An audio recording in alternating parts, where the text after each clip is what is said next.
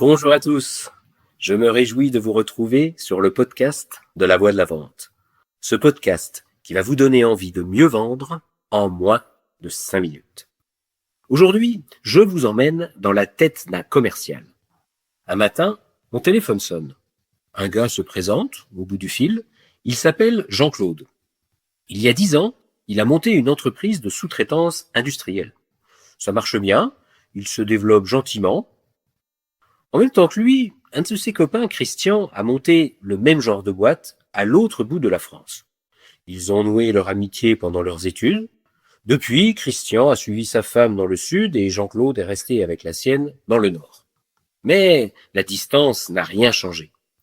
Ils ne se sont pas perdus de vue, ils se contactent régulièrement, ils aiment bien s'échanger des tuyaux.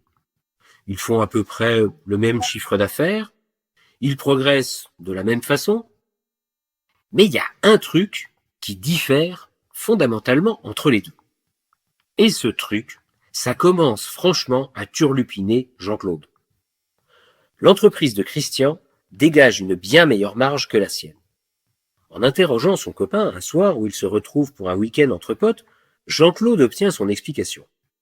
Christian réussit à prendre des commandes beaucoup plus grosses que lui. Sur le chemin du retour, il retourne tout ça dans sa tête. Arrivé chez lui, il n'arrive toujours pas à comprendre pourquoi il n'arrive pas à prendre des business de plus grande importance. Il a le matériel qui va bien, le personnel avec les compétences, des bons commerciaux. Alors c'est quoi qui lui fait défaut? Nous nous rencontrons pour une séance de préparation mentale à la vente. Il m'explique cette situation. Je lui demande: est-ce que vous connaissez la différence entre marcher sur une planche de 20 mètres de long et 1 mètre de large posée sur le sol et la même planche placée à 50 mètres de haut? Non, je vois pas. C'est quoi pour vous la différence entre prendre un business à 50K et prendre un business à 150K? Le risque. Le risque de quoi? Le risque de se planter. De se planter comment? Pas être payé, foirer techniquement, avoir des problèmes de délai. Vous savez, des façons de se planter, il y en a des centaines. Ok. Est-ce qu'avec un business à 150K, on risque plus de se planter qu'avec un business à 50K? Comment ça? Est-ce que la probabilité de ne pas se faire payer, de rater techniquement ou de ne pas respecter les délais s'élève avec un business à 150 par rapport à un business à 50? Non. Ok, donc la probabilité de se planter n'a pas de rapport avec le montant du business. Non, mais si vous vous plantez à 150, ça fait plus mal que si vous vous plantez à 50. Ça fait mal où? Au porte-monnaie. Ok.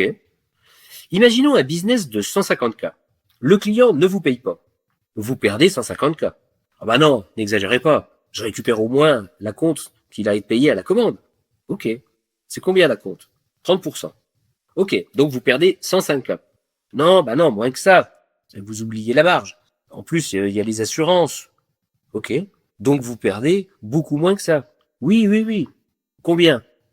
Je sais pas, faut que je fasse le calcul. Ok, écoutez, je vous laisse faire le calcul pour la prochaine fois. Vous me direz alors combien de fois vous pouvez accepter de vous planter avant que ça commence vraiment à faire mal pour votre boîte, en fonction de vos capitaux propres, de la solidité financière de votre entreprise. Après ce calcul, vous pourrez déterminer rationnellement votre niveau d'acceptation. La prochaine fois, nous travaillerons sur ce qui vous bloque au niveau psychologique par rapport aux grosses commandes. Et pour l'instant, travaillons sur la partie rationnelle. Alors maintenant, mes amis, à vous de jouer. Est-ce que vous êtes plutôt comme Jean-Claude ou comme Christian? Je vous laisse prendre un papier et un crayon.